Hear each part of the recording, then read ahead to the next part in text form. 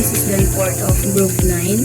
This is all about sustainability and ethical issues in international trade. Our learning objectives is to discuss the importance of sustainability and ethical consideration in international trade. Next, identify the role of sustainability in global supply chains. Next, to describe the ethical sourcing and corporate social responsibility in international business and trade. Lastly, to explain how environmental regulation and their impacts on trade. So, sustainability and ethical issues in international trade means that when products and services are traded between countries, hindi lang yung business at economic concerns yung ma-address, but mag-a-arise din yung environmental challenges, social challenges, and moral or ethical challenges. So next is the challenges under environmental challenges, social challenges, and ethical challenges. First is environmental impact. That global trade causes pollution, deforestation, and resource depletion that leading to habitat loss and climate change. Next one is labor practices. That global trade should ensure fair wages, safe working conditions, and eliminate child and forced labor in all supply chain. Next one is supply chain transparency.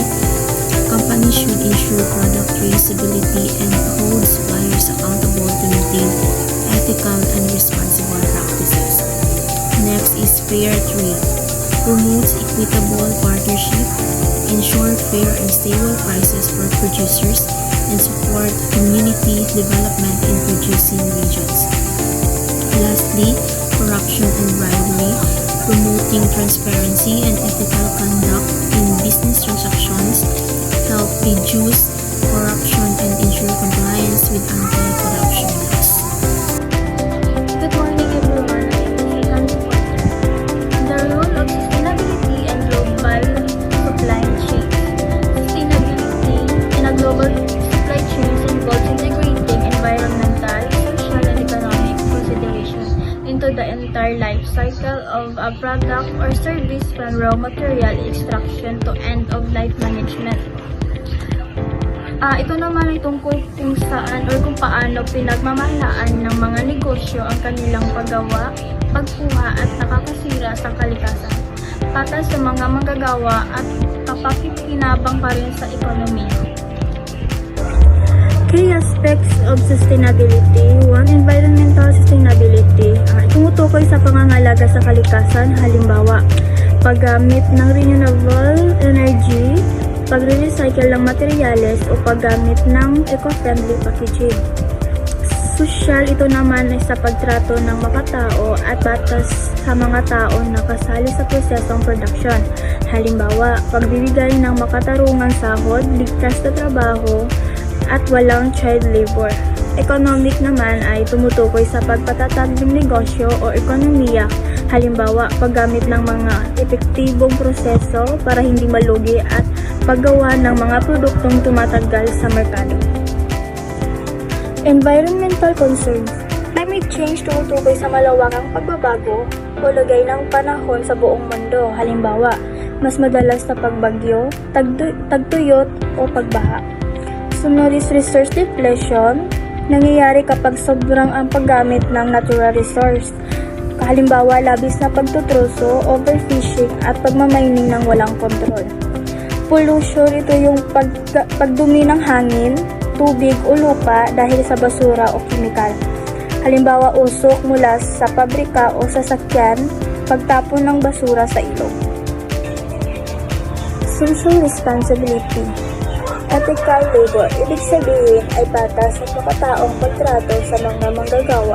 Halimbawa, walang child labor, may sapat na paghinga at benepisyo sa mga empleyado at may respeto sa karapatan nila.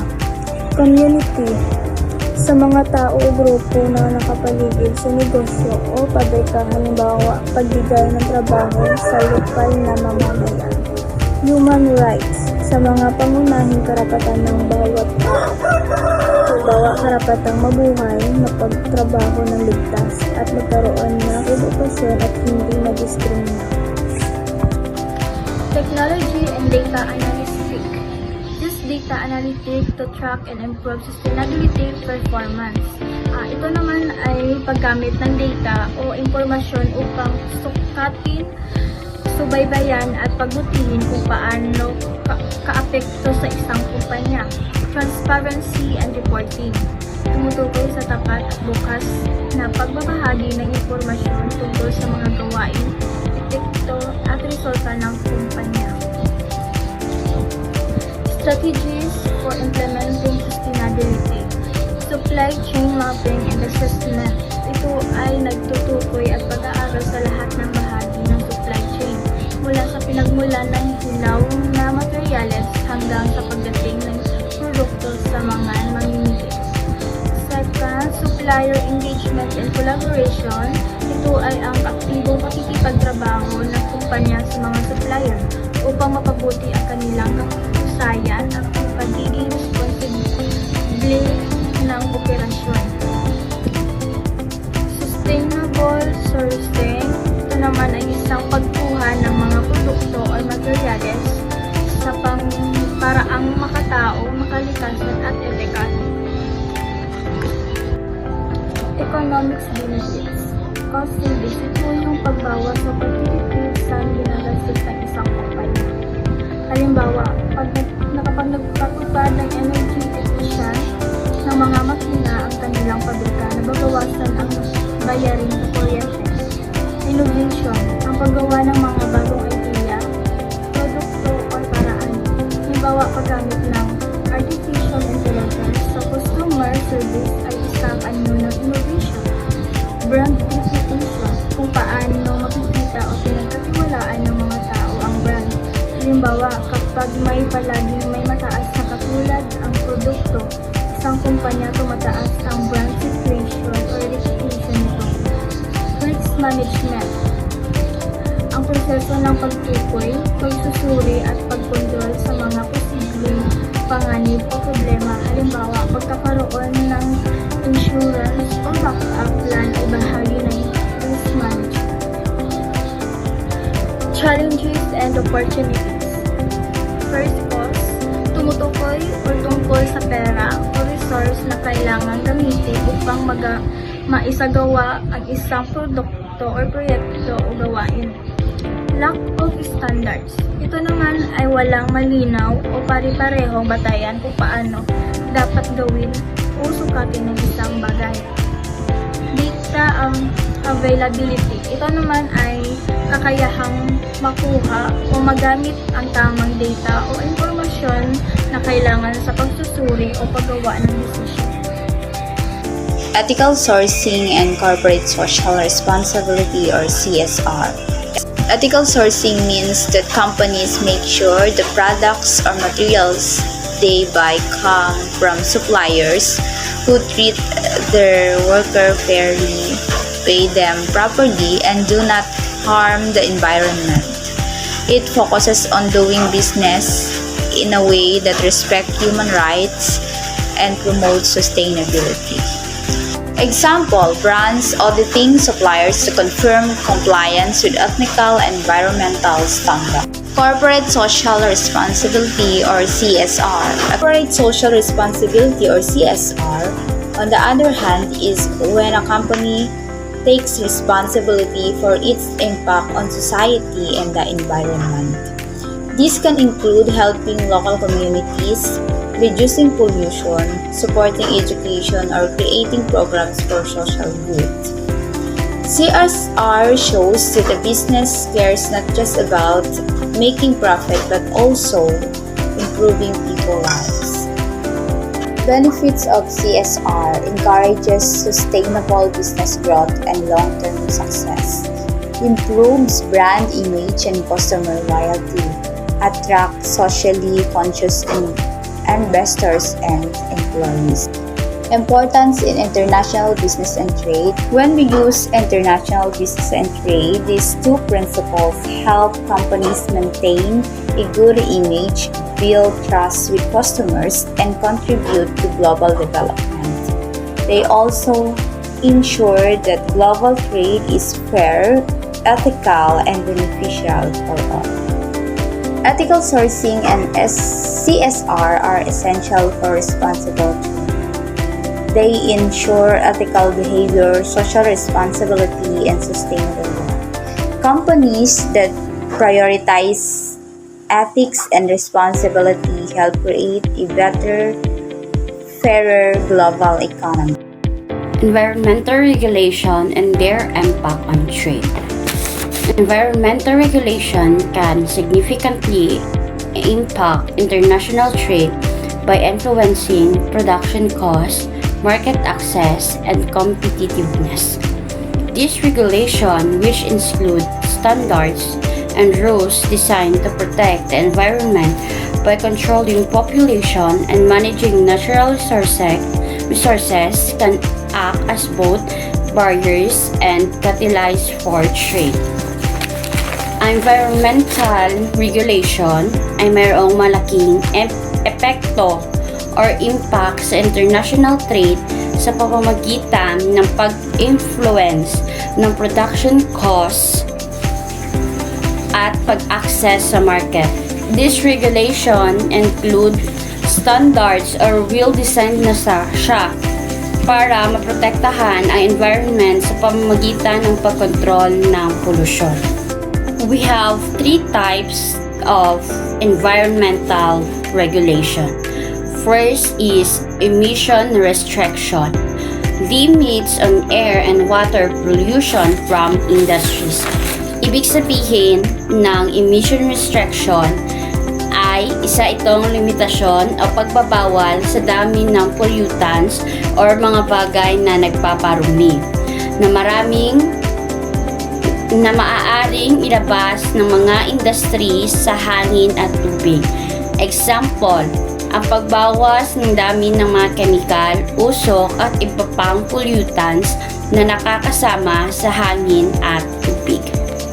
Second is Waste Management Protocol, guidelines for handling and disposing of waste materials. Ang Waste Management Protocols ay pamamaraan at patakaran na kailangan sundin upang malaman ang wastong paghawak, pag-imbak, pagproproseso at pagtatapon ng iba't ibang uri ng basura. Next is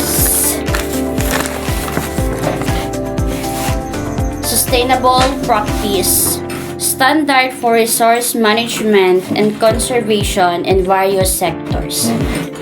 Next, we have effect on trade.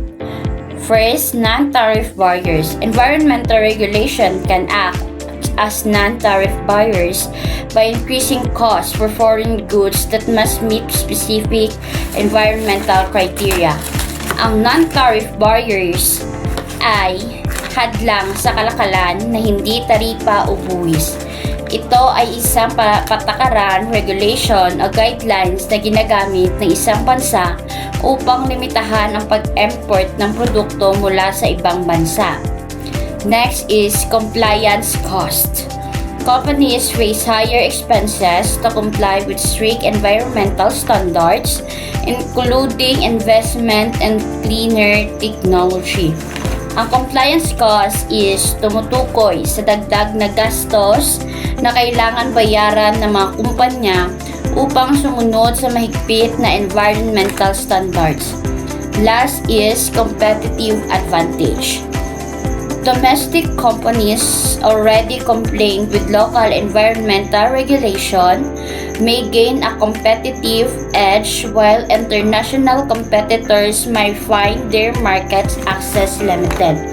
So sa competitive advantage naman, isa itong kakayahan ng isang company na maging mas matagumpay kaysa sa kanyang kakompetensya.